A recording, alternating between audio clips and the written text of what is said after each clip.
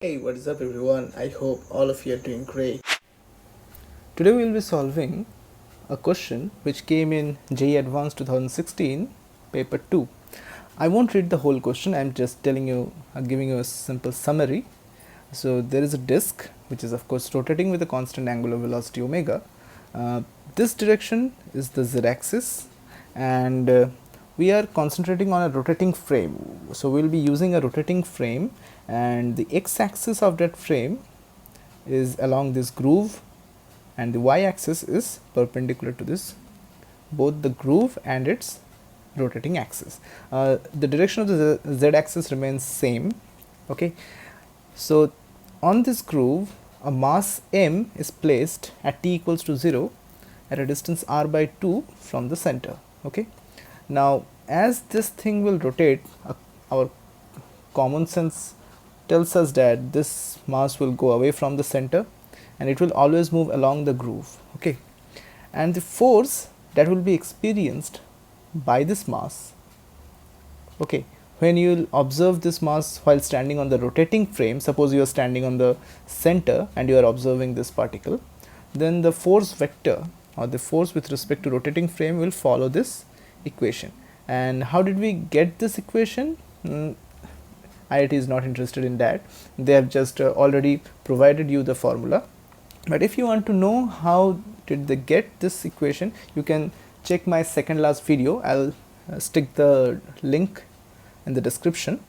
Okay, so you can go through the concept of Coriolis force. Okay, fine.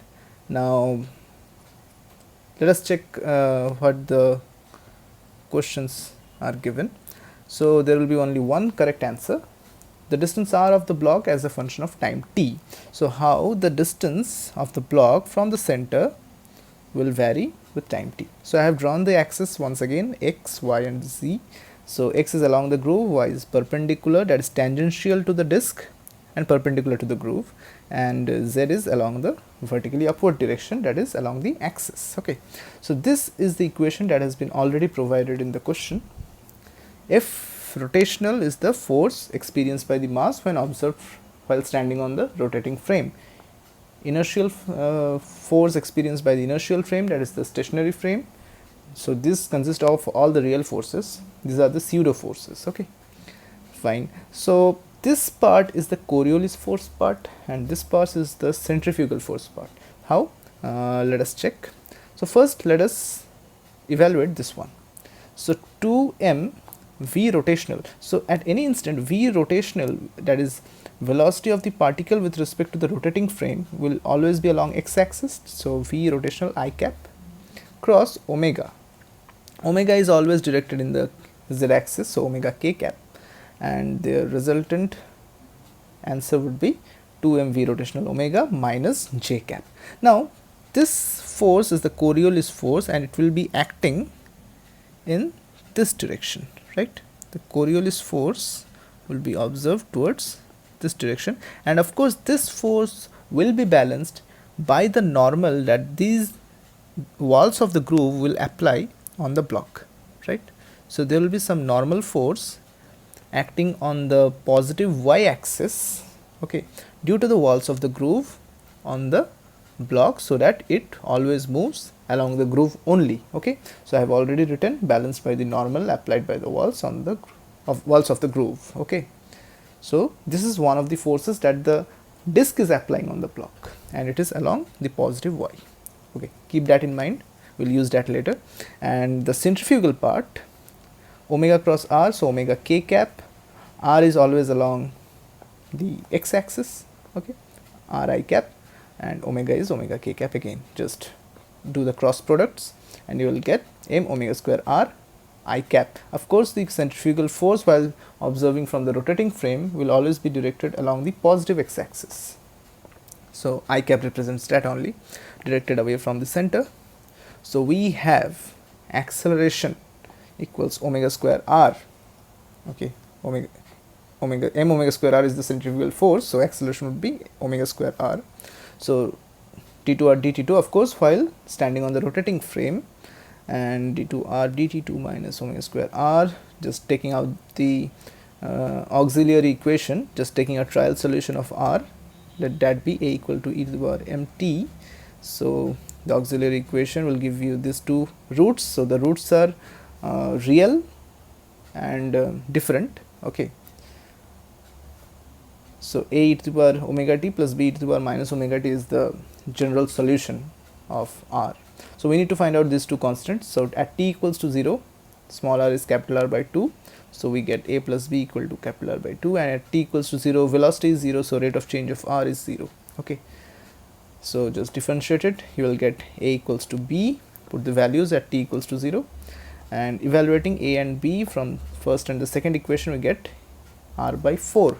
So the final result, or the function as a time, r as a function of time, will be r by 4 e to the power omega t plus e to the power minus omega t.